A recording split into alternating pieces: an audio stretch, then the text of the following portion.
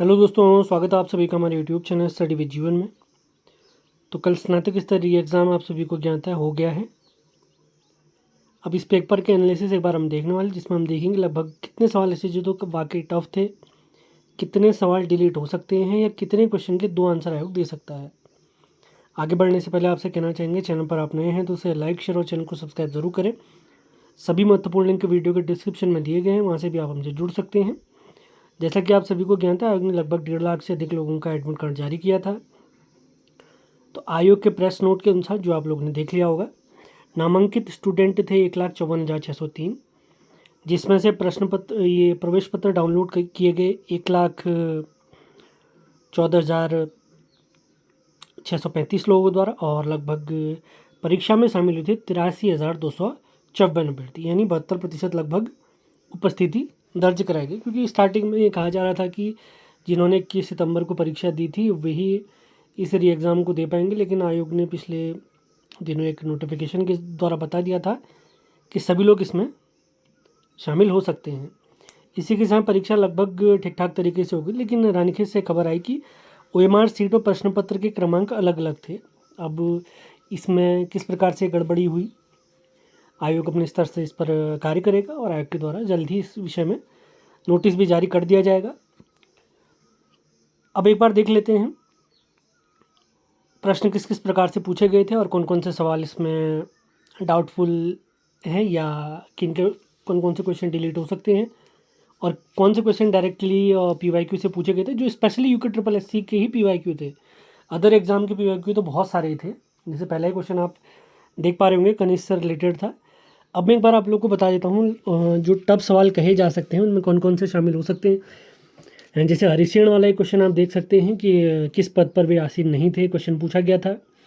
एक क्वेश्चन मैं आप लोग को बताऊं, अगर गहन कृषि जिला कार्यक्रम में क्वेश्चन पूछा गया था कि कितने जिलों का चयन किया गया था। यूजुअली हम इसको अपने नोट्स इत्यादि में नहीं देख पाते हैं। इसी के साथ एक और क्वेश्चन था जिसको टफ की श्रेणी में डाला जा सकता है। अब बहुत सारे उत्तराखंड के क्वेश्चन ऐसे थे जो कुमाऊं का इतिहास, जो हमारे BD पांडे जी की पुस्तक है 1937 वाली, तो उसमें से डायरेक्टली उठाए गए हैं। बच्चे को अभी मान के चले एक प्रकार से शोध ग्रंथ भी पढ़ने पड़ेंगे। तो उसी में से एक क्वेश्चन था कि श्यूना प्यूरा वाला ये किससे संबंधित है। इसको भी मैं एक प्रकार से टफ की कैटेगरी में रख सकता हूँ। तो इसका सिकंदर पूरस बता रहे हैं आंसर BD पांडे जी के अनुसार। एक क्वेश्चन इसमें और टफ कहा जा सकता है, 11वीं पंचवर्षीय योजना। एक सिंपल क्वेश्चन है इसमें, तो ये है कि आप इसको स्किप भी कर सकते थे। बहुत सारे क्वेश्चन ऐसे थे जो स्किप किए जा सकते हैं। इसको भी एक टफ कैटेगरी में डाला जा सकता है कि 11वीं पंचवर्षीय योजना के अंतर्गत किस क्षेत्र में सबसे ज़्यादा परिव्यय किया गया। इतना कोई नहीं पड़ता है, आप सभी लोग जानते हैं। अगला क्वेश्चन इसमें बताऊँ, एक क्वेश्चन था कि नीलू कठायत को असाधारण वीरता के लिए रौत में प्रदान किए गए गांव कौन से हैं। इसको भी एक प्रकार से टफ की कैटेगरी में डाला जा सकता है, लेकिन बहुत सोचना पड़ सकता है इसमें। अब आयोग के आंसर की पर ही डिपेंड करता है। एक्सपेक्टेड आंसर की अभी मैं आप लोग को बताने वाला हूँ, मेरे अनुसार जो सवाल आंसर हो सकते हैं। इसी के साथ एक क्वेश्चन और है जिसको मैं टफ की कैटेगरी में डाल सकता हूँ, जिसमें पूछा गया था कि हिमालयी राज्यों में उत्तराखंड का क्षेत्रफल किससे कम है। तो ये भी सोच विचार वाला क्वेश्चन था, आप एक प्रकार से कह सकते हैं इसे स्किप भी किया जा सकता था। और अगला क्वेश्चन इसमें था जिसमें सुप्रीम कोर्ट की कुछ स्टेटमेंट दी थी, उनको सीरीज से सजाना था। वो भी एक प्रकार से टफ की कैटेगरी में आ सकता है, जिसमें केशवानंद भारती और सुप्रीम कोर्ट का पहली महिला जो न्यायाधीश थी, इसी के साथ गठन की बात थी और न्यायिक नियुक्ति आयोग उनको सीरीज से सजाना था। एक क्वेश्चन अशोक से रिलेटेड भी आप कह सकते हैं उसको टफ की कैटेगरी में। पहला स्टेटमेंट तो उसमें बहुत ईजी था कि धम्म की नीति वाला क्वेश्चन। दूसरा स्टेटमेंट इसमें था, आप सभी लोग जानते हैं, हम अशोक के शिलालेखों के बारे में लगातार, जैसे 13वां शिलालेख है, पहला शिलालेख है, चौथा है, 11वां है, ये लगातार हम देखते हैं, लेकिन 9वें शिलालेख के बारे में यूजुअली हम पढ़ते नहीं हैं। तो उससे रिलेटेड एक क्वेश्चन अशोक से उन्होंने दिया था। आयोग अशोक से लगातार क्वेश्चन पूछ भी रहा है। अशोक तो ये मान के चले पिछले 8 परीक्षाओं में लगातार आयोग ने पूछा है। इसी के साथ एक क्वेश्चन था कि धोखा और भंगेला वाला क्वेश्चन जो था, तो इसको भी टफ की कैटेगरी में रखा जा सकता है। मतलब सोचने पर मजबूर भी किया जा ऐसा क्वेश्चन था ये, या आप इसे स्किप भी कर सकते थे। कुछ लोगों ने पढ़ा भी होगा, ऐसा है नहीं कि नहीं पढ़ा होगा। और इसी के साथ अगला क्वेश्चन मैं बताऊं जो टफ की कैटेगरी में आ सकता है, ये बाजरे से रिगार्डिंग जो 4 स्टेटमेंट दिए गए थे, तो वो भी टफ की कैटेगरी में आ सकता है। एक MS एक्सेल वाला था, एमएस कंप्यूटर से तो आयोग लगातार ऐसे सवाल पूछता है कि आप लोग को ये मान के चलिए टीचर ही बनना पड़ेगा उसके लिए। तो एमएस एक्सेल 2010 वाला एक क्वेश्चन था, उसका भी सॉल्यूशन देखेंगे अभी हम। एक लेलिन वाला था कि उसका कौन सा थीसिस था, ये इसको भी हम टफ की कैटेगरी में रख सकते हैं। और इसी के साथ अगले लेलिन के साथ साथ लेलिन की जो 3 मार्क वाला क्वेश्चन था उसे टफ की कैटेगरी में रखा जा सकता है। हिंदी में एक क्वेश्चन जैसे सूरती निरती एक निबंध था, ये भी टफ वाले कैटेगरी में आ सकता है क्योंकि सोचने वाला क्वेश्चन था ये। और एक क्वेश्चन और हिंदी में मैं आपको बताऊं, हिंदी तो यूजुअली बहुत ज़्यादा कठिन नहीं पूछी गई थी। एक नवगति नवलय ताल छंद नव, तो यूजुअली होता क्या है, आयोग ज़्यादातर स्टेटमेंट इस तरीके के, जैसे कवि परिचय में आपको कोई भी सवाल नहीं आ पा रहा है तो आप लोग गैस कर सकते हैं कि सूर्यकांत त्रिपाठी निराला से वो हो सकता है, तो उसका आंसर वही था। लेकिन ये भी एक टफ की कैटेगरी में आ सकता है। बाकी संपादकी वाला, अष्टछाप के कवि वाला और उपबोली कुमाऊं की कामदेव के पर्यायवाची जिसने पढ़ा होगा उसको ईजी लगा होगा। जैसे एक मुहावरा था छींका टूटना, अगर आपने पढ़ा था तो आपके लिए ईजी था, नहीं पढ़ा तो भैया सोच भी नहीं सकते कि इसका आंसर क्या हो सकता है। एक क्वेश्चन गंगा के गंगादास, ये तो काफ़ी ईजी ही था। और PYQ से डायरेक्ट जो क्वेश्चन मैं अगर आपको बताऊँ, एक इल्बर्ट बिल वाला, ये UKSSC के PYQ में आपको बताऊँ जहाँ से उन्होंने डायरेक्टली उठाया है। और एक कंपोज वाला था जिसमें ब्राज़ील जिसका आंसर था, नकदूण वाला क्वेश्चन था। और केंद्रीय कर समिति वाला क्वेश्चन था, ये प्रीवियस वीडियो VPDO में पूछा गया क्वेश्चन था। तो PYQ वाले मैंने आपको बता दिए, जो मुझे टफ़ लगे वो मैंने आपको बताया। टफ़ और भी बहुत सारे क्वेश्चन थे, अलग अलग सभी का अपना सोचना होता है। ये एक जनरल मैंने आपको उदाहरण दिए जो वाकई टफ़ थे या स्किपेबल थे, यानी आप उसको स्किप कर सकते थे। डबल आंसर वाले अगर मैं क्वेश्चन आपको बताऊं, एक रीजनिंग में भी वो त्रिभुज गणना वाला भी काफ़ी टफ क्वेश्चन था वो। उसके आंसर उसने ऑप्शन में 15, 19, 20, 21 भी दिए थे। कोई 19 बता रहा है, कोई 20 बता रहा है, कोई 21 बता रहा है। तो आयोग के आंसर की से ही हम सही आइडिया उसमें लगा सकते हैं। एक युग वाला क्वेश्चन भी था, ये मान के चलिए वो तो हो सकता है लगभग जितनों ने अगर अटेम्प्ट, पहली बात तो युग वाला और ये भूवैज्ञानिक घड़ी टाइप जो क्वेश्चन था वो स्किपेबल क्वेश्चन था। वैसे ज़्यादातर करा होगा, किसी ने सोचा होगा कि चलो गैस कर देता हूँ, दोनों ही सही लगाए होंगे सबके, लेकिन वैसे यूजुअली पढ़ता कोई नहीं है उसको। और इसी के साथ एक कनिष्क वाला क्वेश्चन था, तो उसकी राजधानी हम पुरुषपुर पेशावर भी पढ़ते हैं, मथुरा भी पढ़ते हैं। अब ऐसा हो सकता है कि आयोग उसके 2 आंसर भी दे सकता है। जैसे आयोग ने कनिष्क साहिब के आंसर की बाद दिए थे, लगभग 4 क्वेश्चन आयोग ने उसमें उनके 2-2 आंसर दिए थे। मतलब 2 क्वेश्चन ऐसे थे आयोग के कनिष्क साहिब में, 2 आंसर दिए थे उसके। एक क्वेश्चन मैं आपको बताऊँ, हिंदी में क्वेश्चन था जो डिलीट हो सकता है, डिलीट हो सकता है क्या, होगा ही वो लगभग ही मान के चलिए। मनवंतर वाला था जिसमें पूछा गया था कि इसका सही संधि विच्छेद क्या होगा। मनु धन अंतर होता है, ऐसा कोई ऑप्शन ही हमारे पास नहीं मौजूद था, तो वो डिलीट मान के चलिए।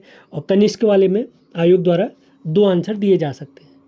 वैसे पहली प्रायोरिटी तो वही रहेगी, लेकिन कनिष्क की 2 राजधानियाँ हुआ करती थी, ये आप लोगों ने ध्यान रखना है। एक और क्वेश्चन है, उसके बाद फिर हम सॉल्यूशन की तरफ आगे बढ़ेंगे, जिसमें क्वेश्चन था कि नंदा देवी राज्यात यात्रा के मार्ग में पड़ने वाला अंतिम गांव कौन सा है। यूजुअली हम हर किताब में यही पढ़ते हैं कि बाण गांव है, लेकिन इसमें एक ऑप्शन हम देखते हैं भगवती इसने दिया है। अभी आज सुबह सुबह एक दोस्त ने मुझे एक कटिंग शेयर की थी एक पुस्तक की, जिसमें उसने ये दिया था कि नंदा देवी राज्यात यात्रा में जो अंतिम गाँव है वो भगवती है। तो आयोग द्वारा शायद भगवती भी दिया जा सकता है, तो इस पर भी आप लोगों ने ध्यान रखना है। भले ही पहली आंसर की में आयोग बाण दे दे आंसर, लेकिन क्या पता हो सकता है कि आयोग द्वारा रिवाइज्ड आंसर की में इसका आंसर बदला जाए। वैसे भी रिवाइज आंसर की में आयोग द्वारा बहुत सारे क्वेश्चन के आंसर बदले जाते हैं। तो अब टाइम वेस्ट न करते हुए एक बार सॉल्यूशन की तरफ बढ़ते हैं। जिन क्वेश्चन में मुझे डाउट रहेगा मैं बिल्कुल नहीं बताने वाला हूँ, आंसर की जल्दी जारी होगी। तो पहला क्वेश्चन इसमें था जो मैंने आपको बताया था कि इसमें 2 आंसर आयोग द्वारा दिए जा सकते हैं। कनिष्क की राजधानी किस स्थान पर थी, उसकी पेशावर यानी पुरुषपुर भी थी, मथुरा भी थी। मथुरा वैसे सांस्कृतिक राजधानी थी, अब यहाँ पर यूजुअली स्पेसिफाई नहीं किया उसने, तो इस आधार पर शायद 2 आंसर दिए जा सकते हैं। अगला क्वेश्चन कुमाऊं हिमालय का, ये भी एक PYQ क्वेश्चन है, लेकिन पिछली बार जब भी क्वेश्चन आया था तो उसमें ऑप्शन ही सारे गलत दिए हुए थे, तो बाद में क्वेश्चन डिलीट हो गया था। कुमाऊं हिमालय का विस्तार किसमें, आप सभी लोग जानते हैं, सतलज और काली। जो नदियों के आधार पर हिमालय का वर्गीकरण किया था वो सिडनी बुराड ने किया था। उसने 4 आधार पर हिमालय को बांटा था, जिसमें सबसे बड़ा हिमालय था नेपाल हिमालय। अगला क्वेश्चन बहुत इजी क्वेश्चन मान के सकते हैं आप लोग। The hill dialect of the Kumaon division, इसका सही जवाब है पंडित गंगादत्त उप्रेती। अगला क्वेश्चन इसमें रीजनिंग का था, ये भी बहुत रीजनिंग ही मान के चलिए बहुत ज़्यादा टाइम कंज्यूमिंग थी, बहुत सोच विचार वाली रीजनिंग थी। रीजनिंग बिल्कुल हल्की नहीं पूछी गई इस बार तो वो फैक्टोरियल वाला क्वेश्चन भी पूछा गया था, जिसमें अभी हम देखेंगे। तो इसमें क्वेश्चन है कि विशाल दुर्गेश के पिता की बहन का पुत्र है, तो इसका सही जवाब यदि आप सॉल्व करते हैं तो आपको प्राप्त होगा भाभी, इसका सही जवाब आपको प्राप्त होने वाला है। अगला क्वेश्चन है कि उत्तराखंड के संदर्भ में निम्न में से किस राजसत्ता के अधीन दिव्य न्याय प्रथा की अवधारणा थी? आप सभी लोग जानते हैं, ये गोरखाओं के समय थी जिसको अंग्रेजों ने समाप्त कर दिया था। अगला क्वेश्चन ये MS एक्सेल वाला है, इसको मैं टफ की कैटेगरी में रखना चाहूँगा कि MS एक्सेल 2010 में पीवट और सामान्य चार्ट के बीच अंतर बताने के लिए निम्न में से किसका उपयोग किया जाता है? Dynamic object. मैं आप लोग को एक बार फिर से बता देना चाहता हूँ, ये एक्सपेक्टेड आंसर की है, आयोग द्वारा जो आंसर की जारी की जाएगी उसके बाद अलग से आप लोग को अपडेट कर दिया जाएगा। बाकी किस सवाल में आपको लगता है कि इसका आंसर दूसरा हो सकता है तो आप कमेंट बॉक्स में बता सकते हैं, बाकी मैं भी अपडेट कर दूंगा यदि किसी क्वेश्चन का आंसर गलत हो जाता है। अगला क्वेश्चन है कि एक गोल मेज बैठक व्यवस्था में मात्र एक कुर्सी की टांग टूटी हुई थी, बाकी कुर्सियों की संख्या n है। कुछ व्यक्ति ने इन n कुर्सियों पर 24 संभावित तरीकों से बैठ सकते हैं। यदि प्रत्येक व्यक्ति को बैठाना तो n का मान आ रहा था 4 फैक्टोरियल। 4 फैक्टोरियल को हम सॉल्व करते हैं तो 4 यहाँ पे बन जाता है 24 फैक्टोरियल, मतलब 1 तक आपने गुणा करना होता है। अभी प्योर मैथ्स का सवाल आप कह सकते हैं, रीजनिंग की तैयारी जो करता है कहाँ बना पाएंगे क्वेश्चन, तो इसको भी टफ की कैटेगरी में रखा जा सकता है। बहुत सारे लोगों ने स्किप भी किया होगा इसको। तो 4 इसका सही जवाब था। अगला क्वेश्चन है, ये भी काफ़ी सोचनीय क्वेश्चन था कि निम्न में से किस जिले की सीमाएं उत्तराखंड राज्य के सबसे कम जनपदों से लगती है? इसका सही जवाब है हरिद्वार। 2 जिलों से इसकी सीमा साझा होती है। अगला क्वेश्चन है, क्वाड संगठन जिसके 4 सदस्य हैं, इसमें कौन सा देश शामिल नहीं है? भारत, अमेरिका, जापान शामिल है, इसी के साथ ऑस्ट्रेलिया शामिल है, तो चीन इसमें शामिल नहीं है।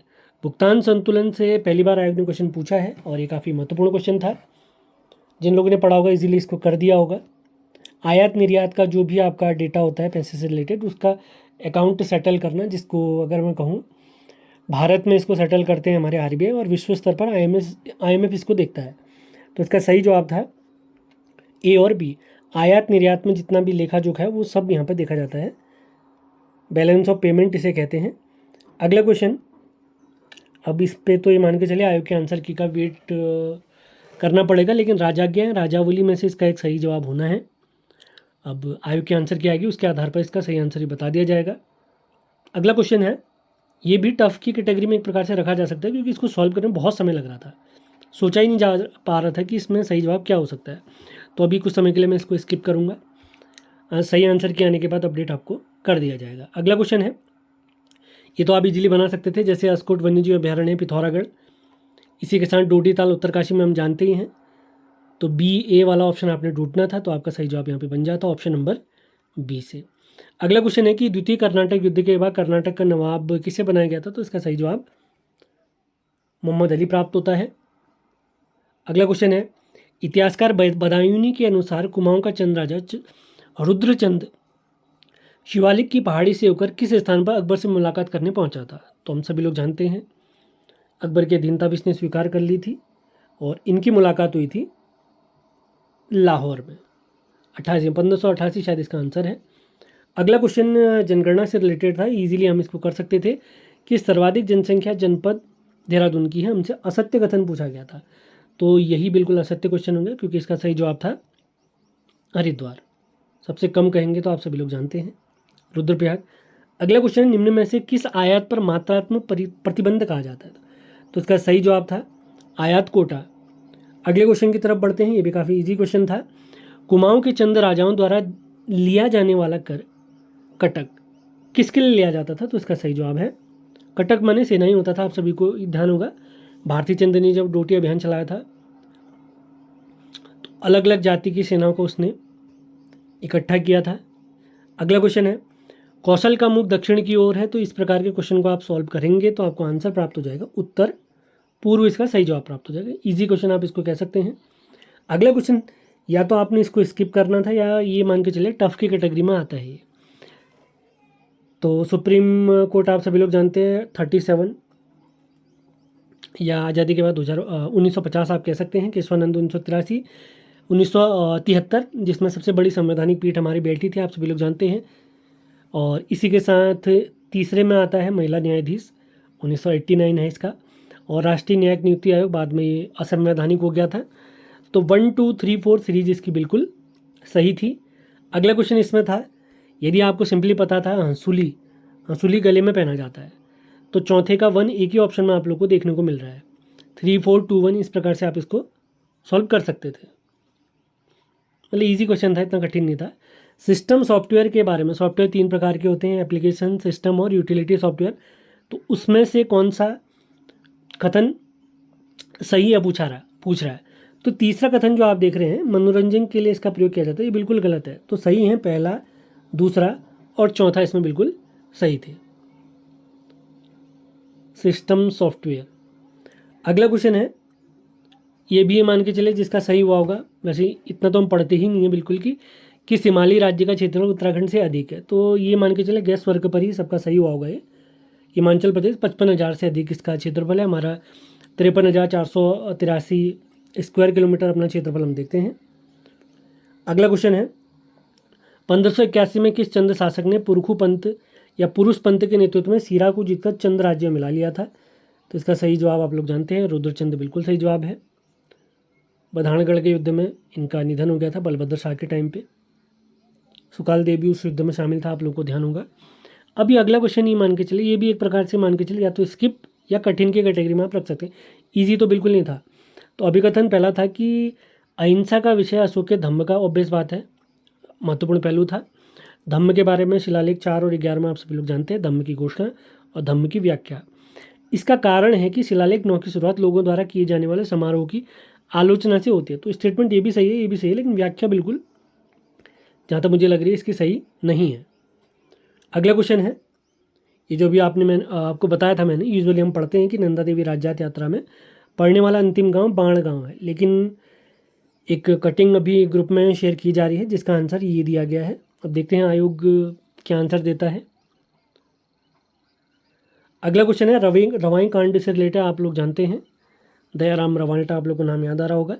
इसमें पूछा गया कि गलत विकल्प बताइए। तो अंतिम स्टेटमेंट आप पढ़ते हैं तो यहीं पर आप पकड़ सकते हैं, चक्रधर जुयाल हम पढ़ते हैं। यहाँ पर क्या दिया है, दीवान जो दिए गए हैं वो पद्मदत्त रतोड़ी दिए गए हैं, बिल्कुल गलत जवाब है और हमसे गलत स्टेटमेंट ही पूछा गया था यहाँ पर। अगला क्वेश्चन है, ये या तो आपने स्किप करना था या कठिन की कैटेगरी में आप रख सकते हैं। अब इसके लिए तो मैं आयोग के आंसर की का इंतज़ार करूँगा। वैसे यूजुअली आप लोग को, सब लोग के द्वारा यही बताया जा रहा है कि इसमें गहन कृषि जिला कार्यक्रम के लिए पायलट परियोजना में कितने जिले चयनित किए गए हैं। तो इसका सही जवाब 7 बताया जा रहा है अभी, उसे आयोग के आंसर की में क्लियर हो जाएगा। अगला क्वेश्चन काफ़ी ईजी था कि काशीपुर में कौन सा मेला लगता है? चैती बाला सुंदरी का मेला, आप सभी लोग जानते हैं। अगला क्वेश्चन है, सीरीज से रिलेटेड एक क्वेश्चन था जिसको हल्की फुल्की सीरीज सॉल्व करनी आती है, गुणा भाग करना आता है तो ईजिली कर सकते थे। 7 21, फिर 3 कम 18, 18 3 54, 3 कम 51, यानी गुणा 3 माइनस 3। तो 150 गुणा 3 आप करते हैं तो 450 होता है, उसमें 3 कम करेंगे तो 447 होगा। 447 को आप इससे गुणा करेंगे 3 से तो 1341 आपको प्राप्त हो जाएगा। 3 कम करेंगे तो 1338 हो जाएगा। अगला क्वेश्चन कि कब सत्यप्रसाद रतूड़ी जी ने हिमालय और अखबार स्टार्ट किया था? तो इसका सही जवाब है 1948, 1948। अगला क्वेश्चन, अब ये जो 2 क्वेश्चन हैं, ये एक आर्टिकल 40 से रिलेटेड महात्मा गांधी जी का कथन है, फिर इसका कारण भी दिया गया है। प्रश्न पढ़ने के आधार पर ये महसूस हो रहा है कि ये दोनों स्टेटमेंट बिल्कुल सही हैं और RA का बिल्कुल सही स्पष्टीकरण भी है। अब आयोग स्तर पर देखते हैं कि आयोग इसका आंसर क्या देता है। अगला क्वेश्चन इसमें है कि 8 अगस्त 1978 को एक बच्चा पैदा हुआ था, उस दिन मंगलवार था। 1986 में इसका बर्थडे किस दिन मनाया जाएगा? 78 से 86 तक हम जाते हैं, टोटल 8 साल होते हैं, तो 8 दिन का अंतर आएगा, प्लस 2 हमारे लीप ईयर पढ़ते हैं, एक पढ़ता है 1980, एक 1984, 2 दिन उसकी वजह से एक्स्ट्रा होंगे, तो टोटल 10 दिनों का अंतर, 7 दिन में वही दिन प्राप्त होगा, 3 दिन एक्स्ट्रा करेंगे तो हमें शुक्रवार प्राप्त हो जाएगा। अगला क्वेश्चन आकृतियों का समूह वाला, बहुत सारे लोगों ने इसको स्किप भी कर दिया होगा और इसका सही जवाब ये प्राप्त होगा 8। अगला क्वेश्चन है, ये जवाब आपको परीक्षावाणी या BSN की इत्यादि में नहीं मिलेगा, इसके लिए आपको एक बार फिर से कुमाऊं का इतिहास बद्रीदत्त पांडे की ही पढ़नी पड़ेगी। उसमें ये सवाल आपको देखने को मिल जाएगा कि चंपावत के राज दरबार में बक्सी सेनापति के रूप में कार्यरत नीलू कठायत को असाधारण वीरता के लिए रौत के रूप में प्रदान की गई है। क्या प्रदान किया गया था? माल के 3 गांव दिए गए थे। ऑब्वियस बात है, आप लोग को याद होगा इसकी वीरता के लिए श्री जस्सा कमलेखी भी उस समय भी हुआ करता था, जो कि इनका दुश्मन माना जाता था। अगला क्वेश्चन है, सुभाष चंद्र बोस की आज़ाद हिंद फौज में निम्न में से कौन शामिल नहीं थे? तो ज्योतिराम कांडेपाल आप सभी लोग जानते हैं, बाकी तो सभी शामिल थे, जैसे अंगरक्षक थे। अगला क्वेश्चन है, यहाँ पर बहुत सारे लोगों ने रिवीजन न होने की वजह से गलत आंसर भी लगाया हुआ है कि भारत छोड़ो आंदोलन के दौरान कुछ क्षेत्रों में समांतर सरकारें, बिल्कुल सही जवाब है, 3 क्षेत्रों में, बलिया, तामलुक और सतारा में बनी थी। अगला कथन इसमें है कि सतारा में चीतू पांडे के नेतृत्व में समांतर सरकार गठित की गई थी। यही गलत जवाब है। 2 लोग थे। जो चीतू पांडे हैं वो बलिया वाले में शामिल थे, ये आप लोगों ने ध्यान रखना। सबसे पहले वहीं पर समांतर सरकार बनी थी। केवल कथन एक सही है इस क्वेश्चन में। अगला क्वेश्चन है, हारुल नौकृत्य, बहुत ईजी क्वेश्चन, जौनसारियों का। अगला क्वेश्चन, इसे या तो आप स्किप करना चाहिए था आप लोगों ने, या इसको कठिन की कैटेगरी में रख सकते हैं कि भारत की 11वीं पंचवर्षीय योजना के अंतर्गत किस क्षेत्र में सबसे अधिक परिव्यय किया गया? तो इसका सही जवाब है ऊर्जा। मेहरा और फर्तियाल ग्रुपों का संबंध किस राजवंश से? आप सभी लोग जानते हैं, तो इसका सही जवाब था चंदवंश। भैरव घाटी, जब हम भागीरथी नदी तंत्र पढ़ते हैं तो इनका संगम स्थल कहाँ पर है? भागीरथी और जानवी, जाड़ गंगा भी इसका नाम प्राप्त हो जाता है। अगला क्वेश्चन है, यहाँ पर आर्टिकल से लगातार आयोग द्वारा क्वेश्चन पूछे जाते हैं, तो इस बार भी आयोग ने पूछा है। तो 43A, 43B, 48 और 48 का है, तो इसका सही जवाब बनता है 3, 2, 1, 4। 3, 2, 1, 4, मतलब सोचने वाला क्वेश्चन था ये। अगला क्वेश्चन है, रिपीट क्वेश्चन है, किसके अध्यक्षता में? 1883 में अल्मोड़ा में इल्बर्ट बिल के संबंध में सभा का आयोजन किया गया था। बुद्धि बल्लभ पंत, बिल्कुल सही जवाब है, रिपीटेड क्वेश्चन आयोग के द्वारा। यदि अंग्रेजी वर्णमाला को 2 बराबर हिस्सों में हम बांटते हैं तो आप लोग इजीली इसको सॉल्व कर लिया होगा। मतलब 13-13 के हिस्सों में इसको बांटना था। टोटल 26 होते हैं, 13-13 आधा आधा हिस्सा हुआ। फिर हमने जो हमारे स्वर होते हैं A, E, I, O, U, उनको हटा के सॉल्व करना था, तो आप लोगों ने सॉल्व कर लिया होगा, यानी इसका सही जवाब था नकदूण। ये क्वेश्चन रिपीटेड क्वेश्चन है कि ये क्या है? एक जंगली जड़ी है। अगला क्वेश्चन है, ये भी रिपीटेड क्वेश्चन, UKSSC का ही है कि केंद्रीय कर प्रणाली में सुधार हेतु समिति का गठन किया गया, चलैया समिति। अगला क्वेश्चन यहाँ पर बाजरे से रिलेटेड है कि ये क्वेश्चन भी कठिन की कैटेगरी में रखा जा सकता है कि बाजरे से संबंधित निम्नलिखित कथनों पर विचार कीजिए कि कौन सा सत्य है। तो 1, 2 और 3 तो सत्य है, लेकिन चौथा इसमें बिल्कुल असत्य है। अगला क्वेश्चन है, एक्स वाई की दूरी 15 किलोमीटर है, यानी डायरेक्शन से रिलेटेड क्वेश्चन था। तो एक्स द्वारा तय की गई दूरी जब दोनों एक बिंदु पर मिलेंगे, जैसे एक्स से 1 किलोमीटर चला, अगला 4, क्योंकि 4 गुना स्पीड ज़्यादा थी, ऐसे करते करते करते तो ये मिल जाएंगे 3 किलोमीटर पे। जब एक्स द्वारा 3 किलोमीटर चला गया होगा तो वो कंप्लीट 12 किलोमीटर चल चुका होगा। और अगला क्वेश्चन है, भारत पाकिस्तान सीमा रेड क्लिफ, बिल्कुल सही जवाब है। भारत और चीन के मध्य भूटान अंतःस्थल, यानी जो लैंडलॉक्ड हम कहते हैं, है बिल्कुल सही। दोनों बिल्कुल सही यहाँ पर है, सही हमसे पूछा गया, दोनों स्टेटमेंट सही है। गुजरात के गरबा की झलक किस लोक नृत्य में दिखाई देती है? रिपीटेड क्वेश्चन, चौफला, बिल्कुल सही जवाब है। अगला क्वेश्चन है कि ये भी आप लोग को मिलेगा BD पांडे जी की किताब में कि कुमाऊं के चंद राजाओं द्वारा युद्ध में अपने प्राण न्यौछावर करने वाले अथवा युद्ध में अद्भुत शौर्य का प्रदर्शन करके जीवित लौटने वाले व्यक्ति को रौत नाम से, ऑब्वियस बात है, वीरता के लिए दी जाती थी। और गरुड़ ज्ञानचंद द्वारा नीलू कठायत को 12 जुला जमीन रौत में दी गई थी, बिल्कुल सही जवाब है। दोनों स्टेटमेंट बिल्कुल सही हैं और ये दोनों स्टेटमेंट आपको डायरेक्ट BD पांडे जी की किताब में देखने को मिलेगा। भारतीय संविधान का निम्न में से कौन सा अनुच्छेद मूल अधिकारों के असंगत या उनका अल्पीकरण करने के कानून से संबंधित है? तो आर्टिकल 13।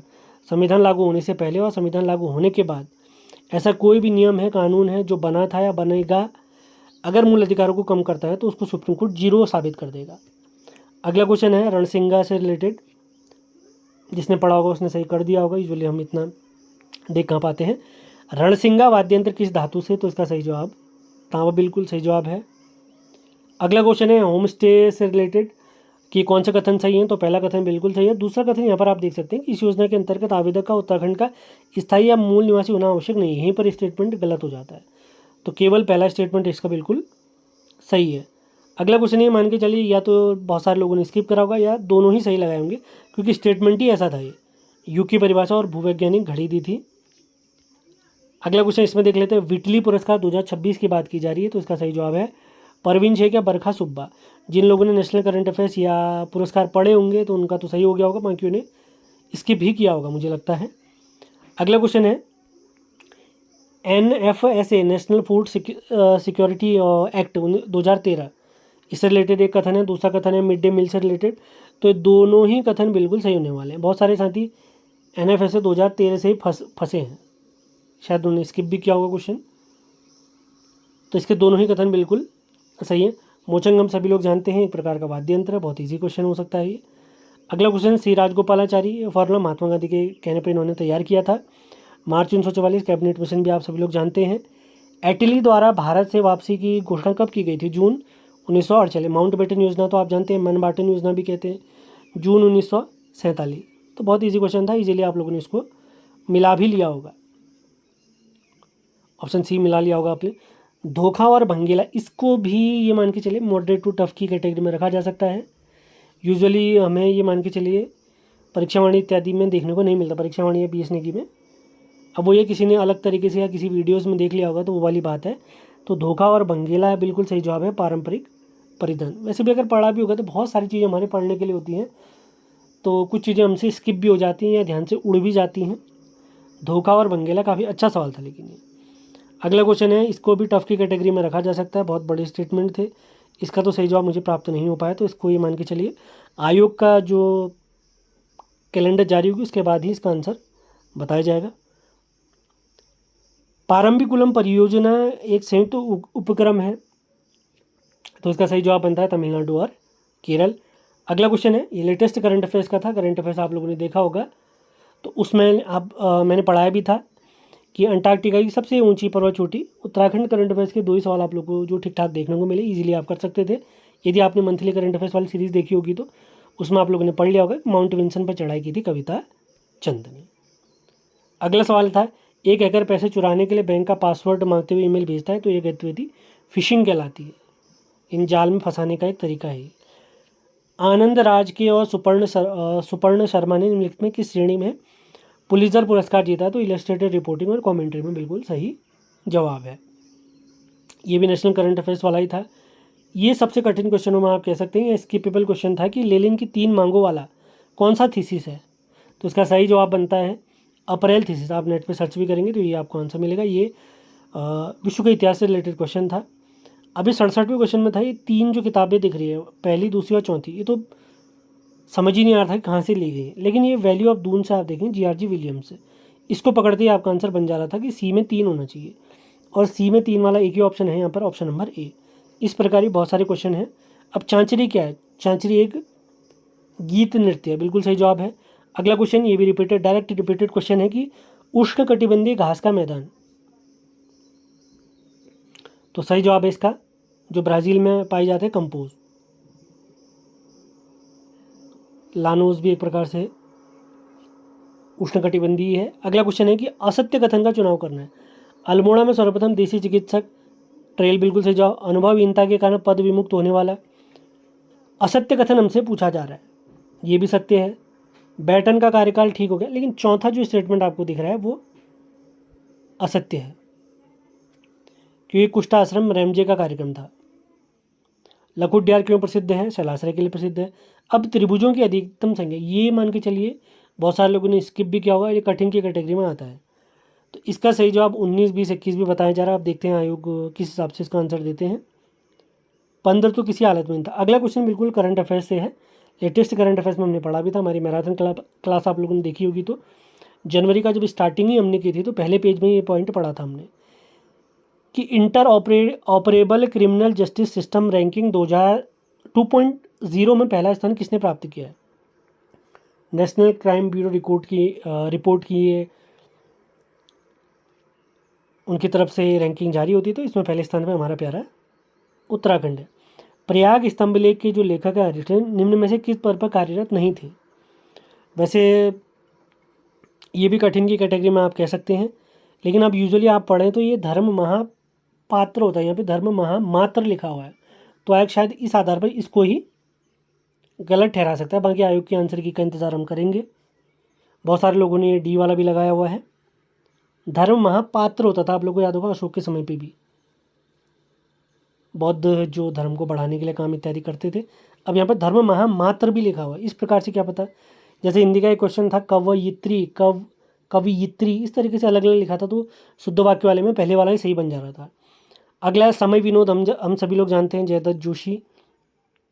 अल्मोड़ा अखबार, बुद्धि बल्लभ पंत।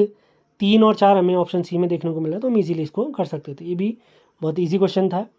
अब इसमें भी बहुत डाउट चल रहे हैं कि निम्न में से कौन सा एक जोड़ा असुमेलित है, तो इस सवाल को भी अभी हम ब्रेक लगाएंगे, आंसर के आने के बाद ही इसका आंसर हम देने वाले हैं कि असुमेलित जोड़ा हमसे पूछा गया है। अगला क्वेश्चन है Linux operating system, Linus Torvalds इसका सही जवाब है। अगला क्वेश्चन है शूरा प्यूरा, ये भी कठिन सवालों की कैटेगरी में आ सकता है। तो ये क्वेश्चन है एक बार फिर से हमारी बी.डी. पांडे जी की किताब से कि इनका संबंध किससे, कोई सोच भी नहीं सकता। इसका सही जवाब है सिकंदर और पोरस। अगला क्वेश्चन है टेरी में कैंपबेल बोर्डिंग हाउस, ये तो आप लोगों ने पढ़ाई, किसी न किसी किताब में पढ़ ही लिया होगा, तो इसका सही जवाब है यह टिहरी में कैंपबेल बोर्डिंग हाउस बनाया था हमारे कीर्ति शाह ने। सुदर्शन शाह, भवानी शाह, प्रताप शाह, कीर्ति शाह, नरेंद्र शाह और मानवेंद्र शाह। हम देखते हैं पृथ्वी का कोर किन पदार्थों से बना होता है, सियाल, सीमा और नीफे आप लोगों को याद होगा, तो तीसरा में आता है नीफे यानी निकेल और फेरस यानी निकेल और लोहा। सबसे ऊपर सियाल यानी सिलिकॉन और एल्यूमिनियम, उसके बाद सिलिकॉन और मैग्नीशियम दूसरे स्तर पे, क्रस्ट, मेंटल और कोर, जिनको अलग अलग करने के लिए फिर परतें भी होती हैं, कोनराड, रेपिटी, मोविसेक, अलग अलग नाम होते हैं, आप लोगों को पता होगा। तो अब हम देखते हैं हिंदी के क्वेश्चन। हिंदी के क्वेश्चन और सभी पोर्शन के मुकाबले थोड़े इजी थे। तो पहला क्वेश्चन है कि किस कार्यालय के कर्मचारियों के लिए समय समय पर निकाले जाने वाले आदेशों की सूचना को कहा जाता है। जिसका रिवीजन नहीं हुआ होगा वो सी की तरफ भी गया होगा, कोई बी की तरफ भी गया होगा, लेकिन बी इसका सही जवाब है। विभिन्न कार्यालयों को अगर भेजना है तो ज्ञापन होता है, अपने ही कार्यालय में करना है तो आदेश होता है। अगला मुहावरा छीका टूटना, जिसने पढ़ा होगा उसने सही करा होगा, यूजुअली तो नहीं बन पाया होगा ये, मतलब गैस वर्ग में तो सोचना ही बहुत मुश्किल था। भाग्य अनुकूल इसका सही जवाब है। अष्टछाप के कवियों में हम सभी लोग जानते हैं 8 कवियों का एक समूह होता था। वल्लभाचार्य और विट्ठल नाथ जो थे उनके शिष्यों का एक ग्रुप होता था ये, तो इसका सही जवाब है अष्टछाप का जहाज भी नहीं कहते हैं, सूरदास जी। अगला क्वेश्चन है निजवाचक सर्वनाम है, ये हमारा आप है। मनवंतर शब्द का संधि विच्छेद, ये सवाल होने वाला है डिलीट। मनु धन अंतर इसका सही जवाब होता है, ऐसा ऑप्शन है ही नहीं हमारे पास। अगला क्वेश्चन है रिपीटेड क्वेश्चन, किसी विशिष्ट समाचार पर विशेष विचारात्मक टिप्पणी, तो ये कहलाती है संपादकीय, एडिटोरियल जिसे हम कहते हैं। सुरति निरति निबंध के रचनाकार, इसको ये मान लीजिए टफ की कैटेगरी में आप रख सकते हैं। अब आयोग के आंसर की के बाद ही इसका आंसर हम देखेंगे, क्योंकि एग्जैक्ट आंसर हमें प्राप्त नहीं हो पाया है, अपने नोट्स में मैंने नहीं देखा इसे। अगला क्वेश्चन हम देखते हैं कामदेव शब्द का पर्यायवाची नहीं है, अनिल इसका पर्यायवाची नहीं है। अब अनिल किसका पर्यायवाची आप लोग कमेंट बॉक्स में बताना है। अगला क्वेश्चन, ये कथन इन्होंने दे दिया है, एक पंक्तियाँ दे दी हैं, इनके रचनाकार पूछे गए हैं। तो यूजुअली आप आयोग की परीक्षाओं में इस प्रकार से सॉल्व कर सकते हैं क्वेश्चन, अगर आप गैस करना चाहें। पिछली 8-10 परीक्षाओं में आप देखेंगे तो आयोग के ज़्यादातर सवाल सूर्यकांत त्रिपाठी निराल से रिलेटेड होते हैं, तो इसका भी सही जवाब था सूर्यकांत त्रिपाठी निराल। और ये पढ़ा किसी ने नहीं होगा, सबका अगर किसी का अगर सही हो रहा है तो गैस वर्क से ही हुआ होगा, आप किसी से पूछ सकते हैं। शुद्ध वर्तनी यहाँ पर पूछी गई है, पुरस्कार सही जवाब है। अंतस्थ व्यंजन एक बार फिर से रिपीटेड क्वेश्चन है, आ चुका है कई बार। योर और लॉ। स्थावर का विलोम काफ़ी इजी क्वेश्चन था ये भी, जंगम।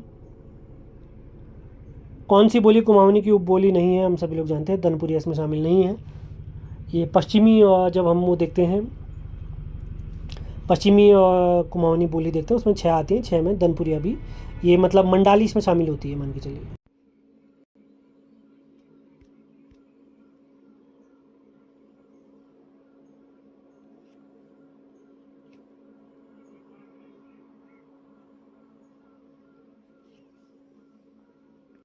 बाकी आयोग द्वारा 31 मई को एक परीक्षा आयोजित की गई थी, ड्राइवर वाले आप सभी को ज्ञात होगा, तो उसके आंसर की आयोग ने दूसरे दिन जारी कर दी थी, यानी 31 को पेपर हुआ था, 2 जून को उसके आंसर की जारी कर दी थी।